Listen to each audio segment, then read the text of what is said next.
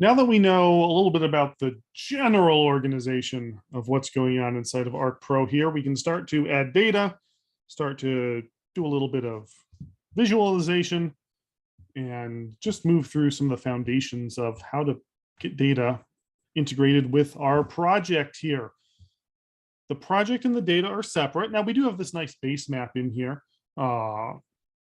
with many different options available. So these base maps are streaming data. They're just coming down off of Esri servers, and we can change stuff to like OpenStreetMap, just an open repository of data. There it comes in now. These base maps change as we zoom in and out. So if I went from the full Massachusetts back to campus, we could see that pretty nicely. And we have zoom in and zoom out. All these different base maps will show more details as you get closer in and less as you get further out. You can look at different imagery. And depending on the speed of your internet connection and whatnot, some of these will load faster or slower. I'm going to stick with that topographic one because I think it's my favorite. Now, when we want to bring in other data in here, the base map data is great, but it's not necessarily stuff that we can analyze. It's not tangible stuff that we can work with. We need to think about the different ways that we can add data into ArcGIS Pro here. Our project and our data sources are different folders, but that idea of the file tree is going to go through. So as we were working on saving our project, we chose a location for that. We're going to find the location where our data lives. A couple of different options of how to add data. There's, of course, the Add Data button here in the layer group in our Map tab. That's a great way of thinking about organization in ArcPro. Map tab, layer group, Add Data button. Perfect. And it kind of navigates to your computer there. It'll probably look more like this when you first stop or when you first start up with it. Your whole computer ready to navigate. Now's where you have to remember where you downloaded and unzipped that data. I know mine is on my desktop. And if I look at my intro recordings, that looks good. Then if I go to lab 1, perfect. That's where all of my data is. And I could click through and then add it in here just fine. That requires me to remember, again, you're in control of your data. You're in control of remembering where you saved that data. This is the file tree. Welcome to Windows. The Windows file tree has been around since Windows was around. If you're familiar with Windows, the file tree will be familiar. Same idea. If you're not, welcome. Files have locations. Files have specific ways to navigate to them. It's not like on your smartphone, maybe, is our most commonly used computing piece of equipment where your apps are just kind of buttons and you click a button and you go to your app and it kind of lives on your phone, but you're not sure where. You lose it on your home screen from time to time. Instead, files have specific locations, just like websites have specific addresses. So we can navigate that way through the Add Data button, or we can use the catalog pane if you'd like to see it a little bit better. Catalog is very good for seeing where your data is. Here it is on the right-hand side here. Now, catalog is one of those default buttons in ArcPro. If it's gone, oh no, my catalog button's gone. How can I get it? Well, it's really easy to re-find it. It's just hiding in the View tab. And then you can click Catalog pane, and it'll pop right back up. It's in that group of windows with a bunch of other fun stuff in there. Now, to connect to a folder, we do something very similar. We just right-click on our folders and choose Add Folder Connection. From here, we can scroll down to our recordings folder. That's where I'm saving my stuff.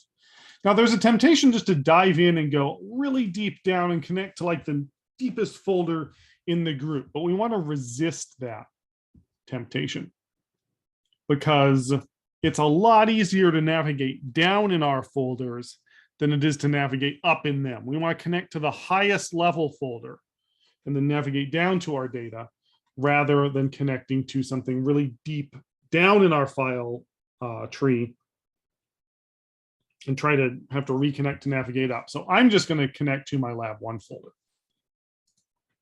When my catalog window comes back up, you can see that I've got my connection here. and all the data I need is available. Whether you do add data or use the catalog tab, the way to add data is pretty easy. If you're in the catalog view, you can just drag and drop and it pops up on the screen. There we go. If we're in our view here, our add data button, you can just control click and add a bunch of stuff in here. And life is good. Now, when we're looking at our data over here in the table of contents, we start off in this drawing order view, and drawing order means that it's displaying it in the certain order of which your geospatial data is drawn, meaning how it's displaying it. Often we'll have data in the same place, and we have to make decisions over what will get drawn or what we will be able to see on top of other things. And if we draw something on top of something else, well, we can't see what's underneath, being hidden. So our drawing order then determines what we're going to be able to see. The way I like to think about it is that the thing on top is the thing that I'm going to see most prominently, because it is above, it is being drawn preferentially on top of everything else. The thing on the bottom is the thing that I'm least likely going to be able to see. It is the base, hence why our base map is down here at the bottom. I want to see my data, and I'm more interested in my data, more so than I'm interested in the base map. The great thing about the drawing order is that I can change it. So if I want to make sure I can see my towns, well, my towns are below my counties. Let's click and drag my counties below the towns. Come on. There we go. And now I can see my towns. If I want to see my campus photo, well, I can't see it right now. I'm going to draw it on top of my towns. It's still kind of hard to see. It'd be really nice if I could zoom into this layer. And in fact, I can. I just right click on that campus or any layer that you're interested in, and you can choose zoom to layer. Again, that hover over pops up. If you're ever confused about what something does, just hover your mouse over it. It'll tell you what's going on. Zoom to the extent of the selected layers. Great, I want to see campus. There it is. I don't want to see those roads. Those roads are kind of confusing me. Let me put those underneath. Great. I wonder if there are any ice rinks on campus. I can kind of see, I know where the ice rinks are on campus, but it's really small. And I can't really tell ice rinks apart from schools here. So another thing you can do in the table of contents is change the way stuff looks. Change the symbology. All you need to do that is to click on the symbol you want to change. And it pops up this lovely symbology window on the right-hand side. Gives you lots of options. I want to make that ice rink a lot easier to see. I could probably search for, I wonder if there's an ice rink symbol. Let's look. Search for that. Oh, no ice rink symbols. That's okay. I'll just make it kind of like this star. I kind of like the red too. We're going to do that. You can see when I click it, it makes it change in the table of contents, which makes it change on my map view. And now I can see all of the ice rinks. I don't like that red color. That's fine. I can just click on properties over here in my symbology. Change my color. Let's make that, I did kind of like that icy blue. It is an ice rink after all. Can hit apply on that. There we go. Got that icy blue again. So we can change our symbology. We can change the order of our symbols. We can learn a lot about what's going on. This also opens us up to a lot of different tools. Each tab, again, has different tools that we can use, and we'll use these differently throughout the semester.